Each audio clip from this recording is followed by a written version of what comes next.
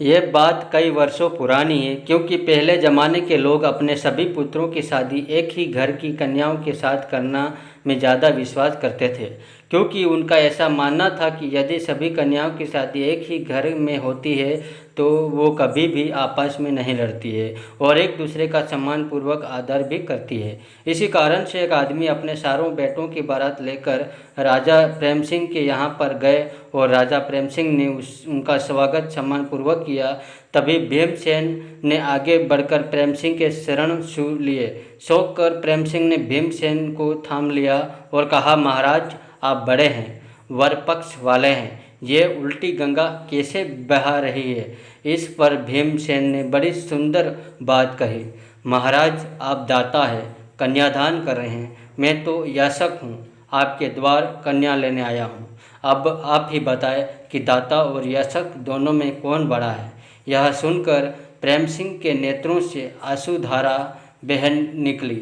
भाग्यशाली है वे जिनके घर होती है बेटियां। हर बेटे के भाग्य में पिता होता है, लेकिन हर पिता के भाग्य में बेटी नहीं होती है। यह बात एकदम सत्य है, इसलिए हमें सदा ही बेटियों का सम्मान करना चाहिए और उन्हें वह सब सुविधाएं भी देनी चाहिए जो कि आज के ज़माने में हम अपने सभी पुत्रों को देते हैं, क्योंकि बेटियों का भी उन सभी वस्तुओं पर उतना ही अधिकार होता है जितना कि बेटों का होता है।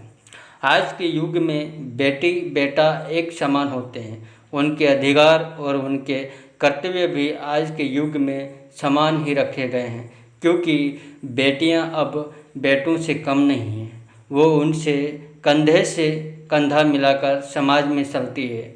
बेटी ने जब देखा कि पिता की तबीयत अब ठीक नहीं रहती है, अब वह कमा नहीं कर पा रहा है, तो वह बेटी अपने पिता के पास आती है। उसके बाद कहती है, मुझे पता है आपकी तबीयत ठीक नहीं है, इसलिए मुझे लगता है मुझे कोई काम कर लेना चाहिए।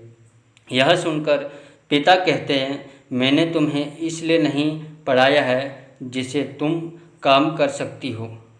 यह शिक्षा तुम्हारे जीवन को अच्छा बनाती है।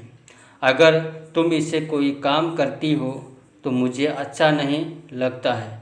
यह सुनकर बेटी कहती है, मैं जानती हूँ कि आपको काम करना पसंद नहीं आने वाला है, मगर क्या यह ज़रूरी है कि अगर मेरा भाई होता तो वह काम कर सकता था, जबकि मैं कोई काम नहीं कर सकती हूँ, जबकि मैं एक बेटी हूँ।